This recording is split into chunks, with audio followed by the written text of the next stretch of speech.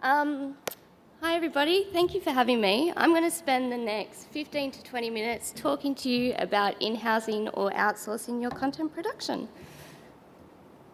As content marketers, I think we absolutely respect context in regards to content marketing, so I wouldn't mind doing a little self-plug, but really just to give you the context of where my recommendation in regards to these topics come from. I've been in marketing for 17 years. Thank you, I look great. But for 8 of those years, I've specialised in content marketing in some way, shape or form. I've been 100% on the client side, so in the brand, so I haven't had agency experience, but I've been part of agency tenders and pitches, and then also as a bit of a side hustle, because I love what I do, I also consult. But what does that mean in regards to this topic, and what experience have I got to talk about this? Well, really, I've been part of big corporations, Optus, Woolies, McDonald's for some of the people back there, but I've also been part of medium and small businesses as well. And that has given me an opportunity within content to be part of or to lead content strategies, to define roles, responsibilities, requirements. I've been part of hiring, firing. I've been part of onboarding agencies and part of those tenders. So for me, there isn't a right or wrong approach, but you'll see my recommendations as we go through this. So, the topic.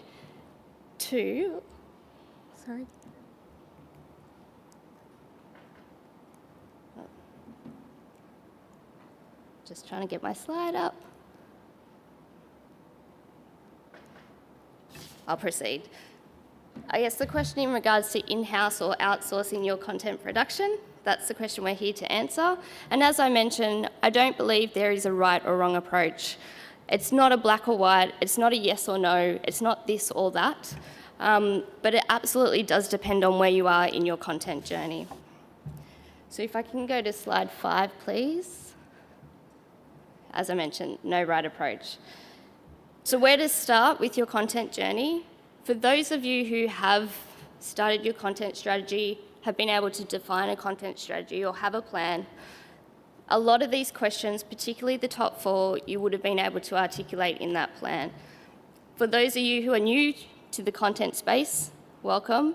And I would never recommend shortcutting defining a content strategy, but this is a really nice, quick way to articulate how to figure out what you need to support your content outputs.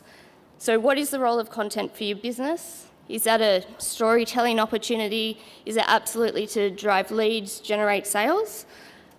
And what does that mean in regards to real business objectives?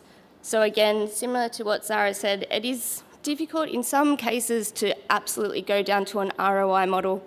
But again, if you articulate what that role is very clearly and you put the right KPIs against that, you'll be able to look at what requirements you will need to take to market. And let's not forget about growth as well. As you start to build your strategy, absolutely, you might be looking at a 3-year plan, but if you're new to this, you might be looking just at the next 12 months. And particularly if you're new into a role, you need to prove why you are there. The proof is in the pudding. So getting some runs on the board before you actually start building out a full-fledged team, you might not have the luxury of big budgets. You might not be in a big corporation and you're starting on that journey. So some of these questions will be able to give you really short tidbits of information so you can start planning accordingly. Measurement is obviously super important. And then, as Zara said, where does your content live and where do you seed your content as well? They're 2 very different things. Point number 5 here is probably my favourite. I often ask it when I go for a role as well. But I think understanding the level of education your business has or the belief your business already has in content marketing is super important. You're not going to be able to build out a full in-house, well, not all of us, IAG might be a bit different, but to be able to build out a creative studio if your business does not thoroughly and wholeheartedly believe in the power of content marketing. So you're going to need to take a little bit of a stepped approach with that activity. Once you've been able to articulate these questions, again, it's not a full-fledged approach to a strategy, but it gives you enough to start thinking about, well, what does that mean? Thank you. From a volume perspective. So let's start here. For those who work on a Hero Hub hygiene model, you might be able to articulate this really quickly, really easy. For those, again, new on the journey, because I appreciate there's a whole breadth of people here in agency, client, different size of business. This might take a little bit of time, but these three key pillars will be able to give you an indication of what those physical outputs are. And then once you get a better grip of those physical outputs, you'll be able to articulate what budget do I need, what resource do I need, what skill set do I need. So if you start with volume could be how many posts a week, a month, a quarter. It could be your frequency, your posting frequency on your social media channels. Or it could be, in regards to volume, do you need new content?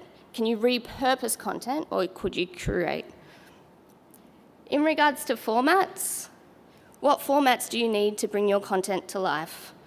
Is it video? Is it stills? Is it written? Do you have a split? Do you need a split? What is your communities already engaging with? Can you use that to lead and define your formats? And again, that does give you an indication of what budget, what skill sets, what are the gaps are you missing within your already team if you have one. And then channel.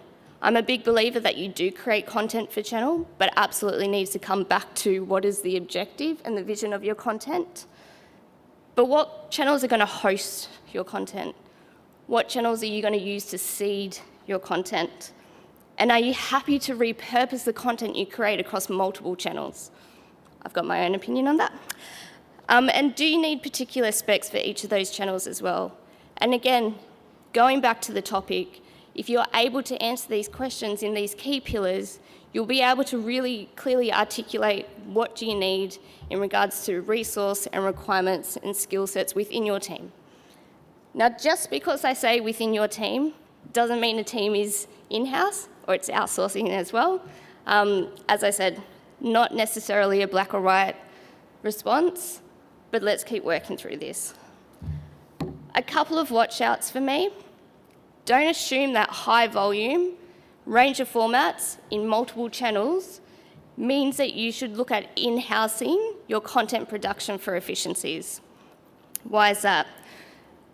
If you are looking to do the same thing, then yeah, sure, you might see those efficiencies. But if you need to be challenged as a marketer, if you need to know what's happening in these platforms, social media is forever changing. If you need to look for new ways to engage with your communities, your consumers, you have to look outside to be able to get those learnings to bring them back in-house. And there's not always an efficiency to be able to do that in-house as well. Point 2, pet hate.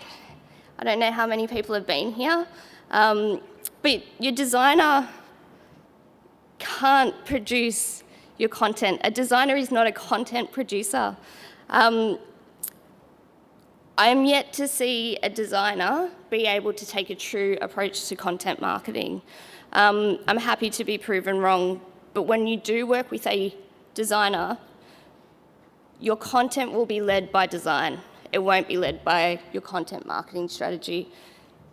Happy to be proven wrong there. And the third watch out for me here is don't assume that your content requirements are going to stay the same. For example, at Amaysim, when I joined almost 2 years ago, we were a telecommunications company. Within 2 months, we launched an energy product, a tech store, and our whole brand strategy changed. Therefore, our whole content strategy changed, and our requirements were different. So again, your content strategy needs to have flex, which ultimately results into your content output needing to have flex as well. I think one of the other points here is consider scale. In an ideal world, we produce amazing content, our consumers and communities are engaging with us, and everything's hunky-dory. But what happens in a day or a time that if your content isn't hitting the mark, and that happens over a period of time, What happens if you need to scale down? If you put all your resource internally, as a manager, as content marketers, unfortunately, sometimes we need to scale a team down as well. So if you have an FTE or a couple of FTEs that you no longer require, if you build it all in-house, you need to then let people go, and that's unfortunately not a nice thing to have. But not to let that dampen the spirits, but just consider scale, because you need to scale up and scale down as well. So despite not giving you a yes or no, black or white response to in-house or outsourcing, I thought I'd put together just a couple of points where I actually think there is a role for outsourcing and insourcing as well. Pretty much kind of like a hybrid model. So challenge creative thinking. I'll touch on this a little bit more in the next point, but I absolutely believe there's a place for agencies, particularly content agencies, to help challenge your creative and strategic thinking. You know your business, but sometimes it's really easy to get caught by that water cooler and continue to have the same conversation, and you're not always evolving. Content ideation. So again, I pride myself on being able to be quite creative, and the next month, the next quarter comes around and I know what we're going to need to create as a team, but there does come a point where you might run out of ideas. So having somebody who can help give you a fresh perspective is going to help with your ideation as well. Campaign support, production, integration. Just like most of you would have a creative agency, a brand agency, making sure that you can have a content agency or a content partner to help you bring your content campaign activity together. That could be your hero content, for example. Innovation and upskilling, again, it is what it sounds. I think we do work in an area where it's constantly evolving. It's pretty much a full-time job to make sure somebody's always on top of what's new, what's exciting. But again, having that skill set or having that as part of somebody's remit internally may mean that you're dropping the ball elsewhere. So agencies would be able to, or external partners would be able to support with that. And for me, I think specialised skills. Again, we're in a world where we're actually starting to build out our content team, but I'm not in a position where I'll be hiring a videographer, for example. So I would go out and still look for external support to be able to help me bring that to life.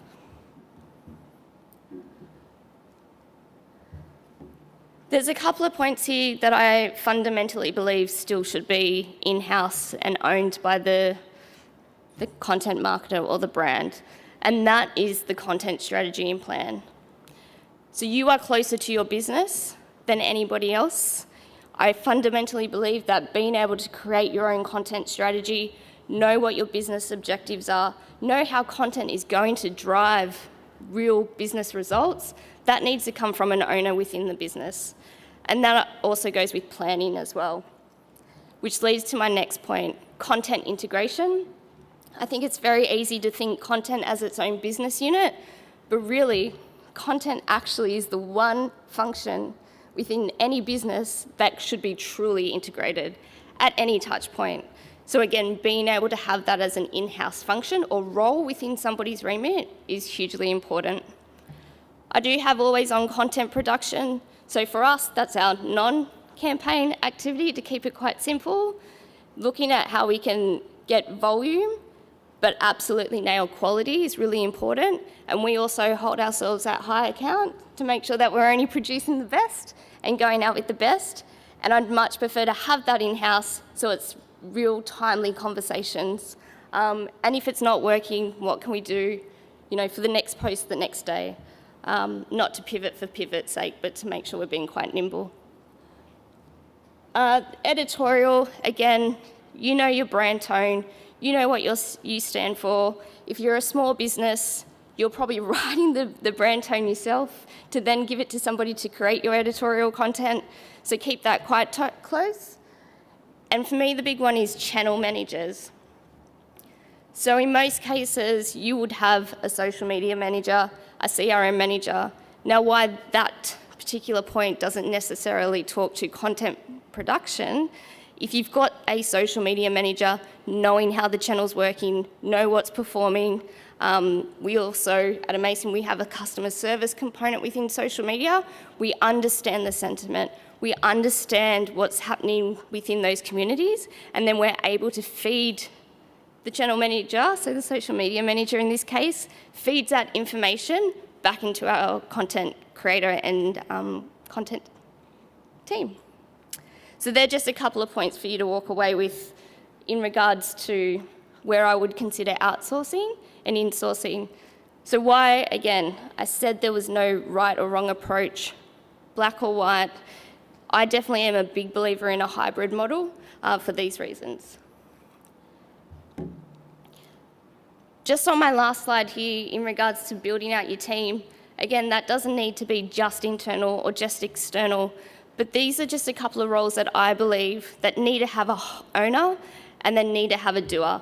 Now, I'm not underplaying a doer in any way, shape or form, but just so you know when you're starting, so for those who are absolutely new to this content journey and you're starting to build that out, these are the key functions within a team, again, internal or external, that I believe you need to start to really get your content strategy and content plan up and running. So having a strategy and planner, or strategist and planner, somebody who's responsible for the overall performance and KPIs. Again, somebody who absolutely knows where are those moments to integrate and where those moments are not. Quality check, hugely important, particularly for social media content, but all content nonetheless. And then you'll have your content producer, your content publisher, and somebody who needs to be responsible for content amplification. Thank you. Does anyone, any questions?